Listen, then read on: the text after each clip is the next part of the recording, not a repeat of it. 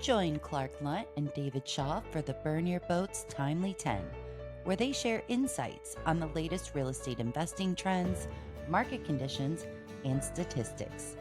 Stay updated on the industry with these expert hosts and learn how to create wealth through smart investments. All right, time for the Timely 10, Clark. Let's do it. I'm pumped. All righty. So what's catching our attention this week is mortgage interest rates have been, quote unquote, plummeting according to CNBC. This week, there is a big headline. Weekly mortgage demand jumps again as interest rates fall just below 7%. And so we have a average contract interest rate for 30-year fixed rate mortgages with conforming loan balances decreased to 6.84% from 7.02%. So, Clark, it seems that long-term interest rates are falling, and yet we get a boiling hot inflation report yesterday. The producer price index came in higher with the core CPI coming in at 3.2%. And I don't think anybody firmly and fully believes that inflation is only 3.2% out there if you've bought anything recently. And so how have we got these two conflicting pieces of news? On one side, we hear mortgage rates are coming down pretty precipitously. And on the other side, we're hearing that persistent and even increasing inflation is still a thing. So that's going to create a, higher for longer Fed environment. What do we think of this contradictory information? If you're out there and you're trying to make sense of all of this, what's going on, Clark? What do you think? It's super confusing. I know that inflation reports are at low threes, and I feel like it's almost comical, right? Like there's no way, you go to the fast food place and a burger is like $5 now that used to be $2. I just bought some eggs last night, and the 12 eggs were, a dozen eggs were like $4 or something. And it's super confusing. And then you hear mortgage rates tick down just a little bit, yet prices are still staying stable. They're not necessarily dropping like we think they would. And ultimately, we kind of need to look back at the Fed, David, and kind of stand in their shoes to understand, like, what are they looking to accomplish, right? When they're toggling these different, they're pulling these different toggles, right? What are they looking to accomplish? And right now, I don't really know what the hell is going on. And I know you're listening, figuring what inflation is not 3%. I don't care what any report says. It may be 3%. It's been compounding on it. And it's only going up 3%. But I feel like when we hear that, we think, well, how does it relate to pre-COVID times, right? And it's still much, much higher than that. So, That's David, right. I know you have a very, a big opinion on this. So give the listeners a feel for why do you think that these things are happening? Where do you think the Fed wants the water to flow? Give us a listen as to what you feel on these topics. You want my hot take, huh? I want your hot take. What's There you grinding go. your gears, David? All righty. So it was actually originated with a conversation I had with you not so long ago. Is a very close friend of yours is in the new home sales business with a large national home builder, and we occasionally dip in there and ask for some feedback about what are the home builders seeing just on the ground rather than on a national level, just what are we seeing in all of the new home building neighborhoods here in North Tampa, where the city is exploding to the north, where the land is essentially. And the reports we're hearing are just, again, defying any kind of reason. Is like this: they are having the best quarter. The salespeople in the office are having the best quarter they have had in years. And so you, quote unquote, real world, as investors, number one, but we're looking at the built environment as well. And there is something interesting. There's a take here. Mortgage interest rates, the spread between the 10-year bond, which I think is at about 4.27% today. The spread between that and 6.3%, and the 10-year is 4%, well, then you can see that that spread is approximately 2.3%. And that's the money the banks essentially, or the lenders, want to make, or the investors want to make for lending you 10-year money. And so the mortgage rates and the 10-year interest, the 10-year bond, have a certain amount of correlation. And when the investors, or the lenders, the bondholders, if you will, when you hear interest rates spiking, quite oftentimes it's because they are fearful about the future, and they want a bigger spread between that, that 10-year note and what you're going to get at your 30-year fixed. So that spread last year, because the Fed was raising interest rates, and let's just call them the lenders. So the Fed was raising interest rates, and the lenders did not know when the Fed was going to stop raising rates. And so that spread went up to 3%, went north of 3%. So you might have seen, a 10-year of 4.5%, and then you'll see a 30-year fixed at 7.5%. That spread, that's the profit, or the risk adjusted returns that they want. And so when you see 10 years staying stable or even rising, but you see mortgage interest rates falling, what the bond market and what the lender market is telling you there is that the lenders generally feel more secure that rates the long-term trajectory of interest rates are going to stay reasonably stable. And that it's not going to increase. And if anything, the trajectory or the direction of rates is down and not up. And that is why you'll continue to hear some very, very, different language where you're like, okay, how does that make sense, where inflation's coming in hot, and yet mortgage interest rates are falling?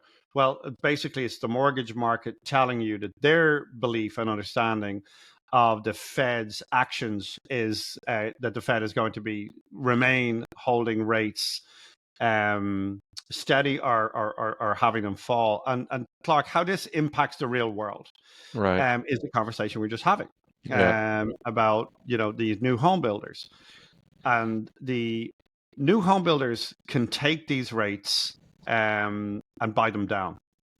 And so if you layer in what the builders are doing right now, the builders are offering 30-year fixed loans and 20-year fixed loans at 4.25%. That's an amazing rate. That's as good yeah, as rate as any time in the last 5 years. And so the builders are also smart enough to realize that there is an absolutely once in a century explosion of millennials buying properties right now, and will be doing for the next 5 or 6 years.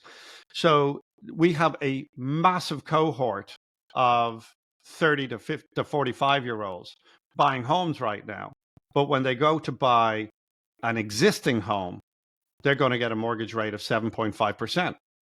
But if they go to buy a home from Lennar, they're going to buy a home with a mortgage interest rate of 4.25%.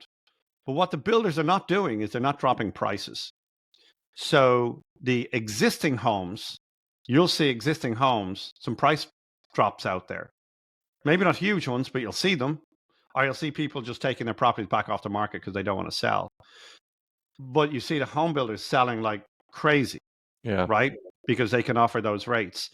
And so the hot take here is that when you look at this, I can only think that the real mandate of the Federal Reserve as it pertains to housing right now, and housing influences pretty much the rest of the entire market, is to get the investors out.